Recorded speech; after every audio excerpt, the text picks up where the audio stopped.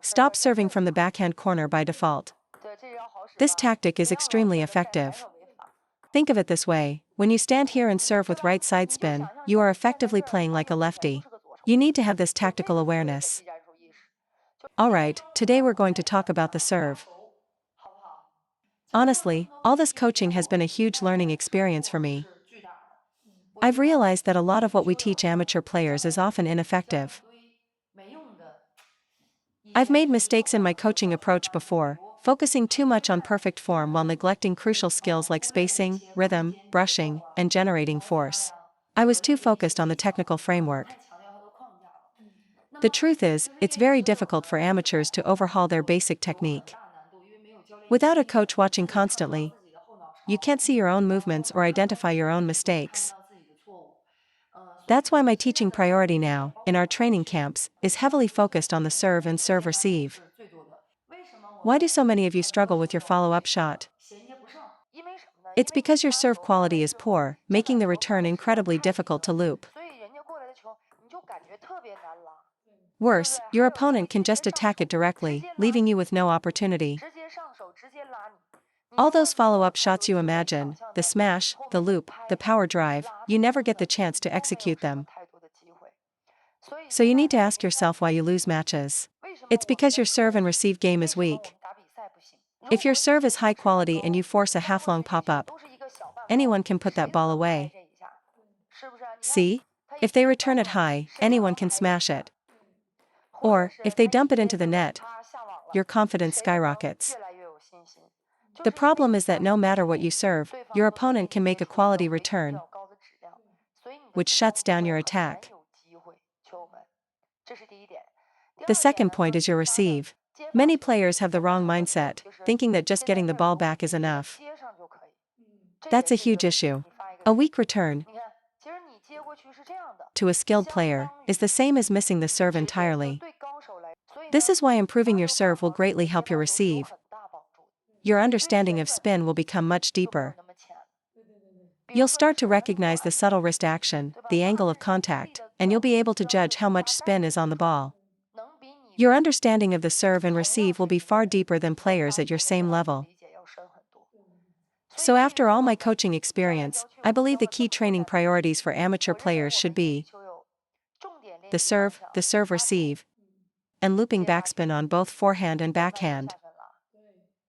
Just do your basic drills, but don't make them the main focus. Concentrate on those three things.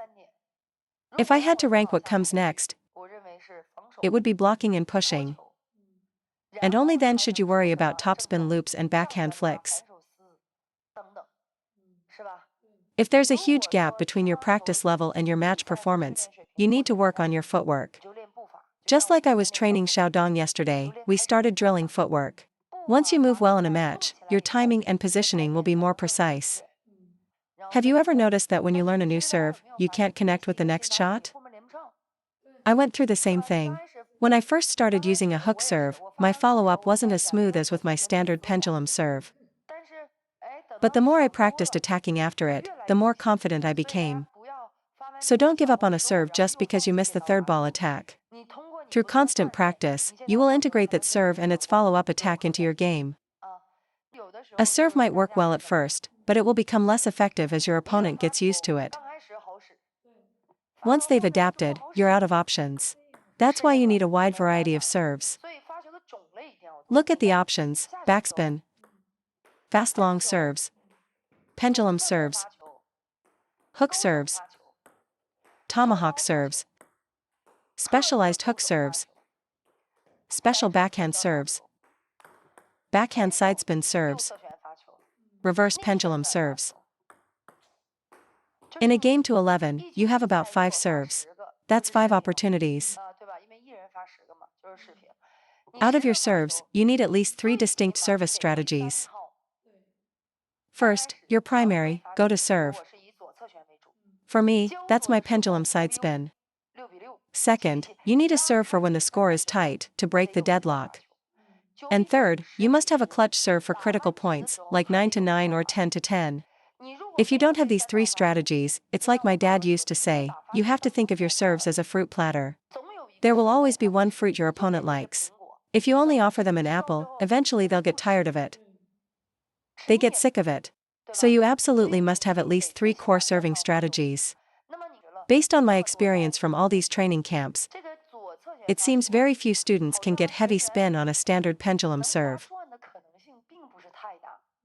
Penhold players might have an easier time, but for shakehand players, the sidespin backspin serve is generally not spinny enough to win the point outright. At the same time, they can't produce a convincing sidespin topspin serve. Am I right, everyone? This seems to be a very common problem. Your sidespin backspin is semi-spinny at best, and you can't generate a proper sidespin topspin. A lot of players are facing this exact issue right now. Now, with our coaching, their racket speed has improved a lot, and they can serve sidespin topspin, but the spin intensity is still lacking. So, I can use my standard serve rotation intermittently. That leaves me with the reverse pendulum, which can hurt either the elbow or the wrist. The backhand serve is simpler, but your intentions are more exposed. And that leaves the hook serve, which is why it has become so popular among amateur players in recent years. Let me ask you, who here can serve with sidespin that breaks to the right? For example, a backhand serve, a reverse pendulum, or a hook serve. I'm going to give you a great tip to make your right breaking serves more threatening. Stop serving from the backhand corner by default. This tactic is extremely effective. Serve from here, near the middle. Don't stand too wide, because if they block it wide to your backhand, you won't recover in time. Stand just to the backhand side of the center line, within this area.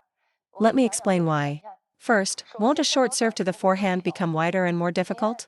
Look at Wang Manyu. She serves from this position. Because when she serves a right breaking spin from here, the angle for a short serve to the forehand is much sharper. This is essentially the same as a left-hander serving short to your forehand corner. When facing a lefty, the toughest spots are the deep backhand and short forehand.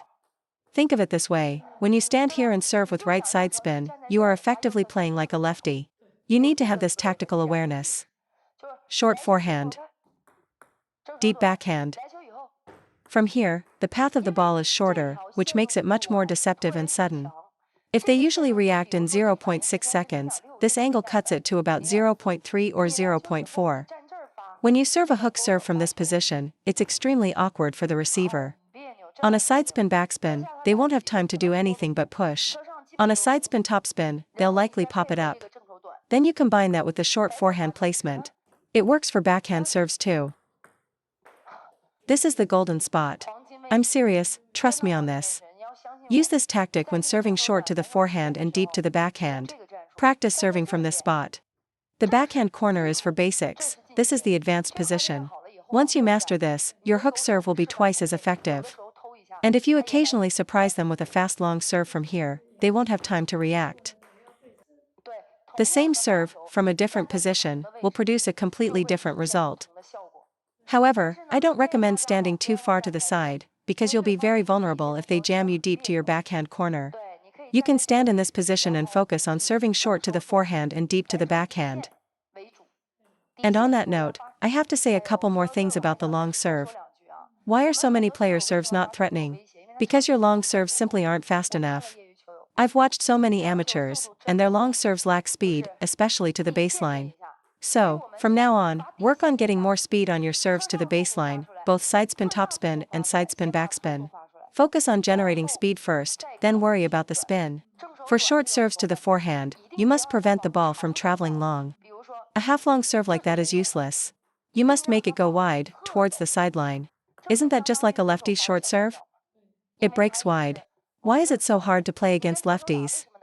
Because they pin you with serves deep to the backhand and short to the forehand, and their serves down the line give you very little reaction time. And the angle on their short serve is very sharp. Train with this mindset. For the short forehand serve, make it break wide off the side of the table. For the deep backhand serve, make it fast. See? Very useful, right? This works for backhand serves as well. If I serve with a vertical racket face, it generates this kind of spin purely from the impact. But if I make my racket head rotate, that's brushing, which generates spin. That's why you can't push it short. If the racket head doesn't move, it's just a dead, no spin ball. My motion is just a simple hit. But when the racket head rotates, the motion becomes a brushing action. So why do so many players fail to serve effective right side spin, left side spin, or even backspin? It's because their racket angle never changes during the motion. The arm moves, but the racket head doesn't rotate. Whether it's a hook serve or a pendulum serve, the racket head doesn't rotate. When your racket head doesn't rotate, the spin is slow and lacks intensity. It's just not enough. If you want a great serve, you absolutely must get the racket head to rotate. Look, racket head down for side spin backspin, racket head up for side spin topspin. You must have that sharp rotation of the racket head right after contact. That's what makes the ball spinny and kick. It's the same principle as brushing the ball when you loop. If your racket head stays rigid, the ball won't spin, no matter the motion. The spin RPM will be too low. Some players say, a topspin serve is just asking to be attacked. That's only because your serve is too slow and doesn't have enough spin. If your serve is spinny enough, even I, a professional, can't attack it directly. Forget about you. I can only block or touch it back. The reason you get attacked is that you serve it slow and high. That kind of side spin topspin serve is slow and has no spin, you're guaranteed to get smashed. But with enough speed and enough spin, who can attack it? Even world champions don't try to smash a quality hook serve. Student, a lot of people try to counter-hit mine, and the ball flies off the table. Of course it does. They're adding power, so eventually they have to back off and reduce power. That's your opportunity. If your opponents can smash, flick, or loop your serve aggressively, it's because your serve lacks quality, not enough speed, not enough spin, and poor placement. If your serve has great spin and speed, your opponent probably couldn't just wind up and smash it to their forehand. Think about it. In a match, have you ever misread a serve, knowing it was backspin but still dumping it in the net? Or knowing it was topspin and popping it up? Of course you have. It's because the amount of spin was greater than you anticipated. You judge the spin to be at one level, but when you touch the ball, you still make an error. Get rid of the mindset of, I must deceive my opponent. It makes your motion too neutral and ineffective. For example, with a hook serve, you're so afraid of them seeing the topspin motion that you end up serving a half-spinny, half-dead ball every time. That's the flawed thinking. If they can tell it's side spin topspin, they won't miss. So his serve is like a mix between a loop and a hit. You could say it's a loop, but there isn't enough brushing, and the motion is still too small. It's not a proper topspin because the motion is incomplete, and it's not a proper backspin because it isn't spinny. Generate maximum spin first, then worry about deception. I've said this so many times. No matter how deceptive your motion is, if the ball has no spin, it's useless.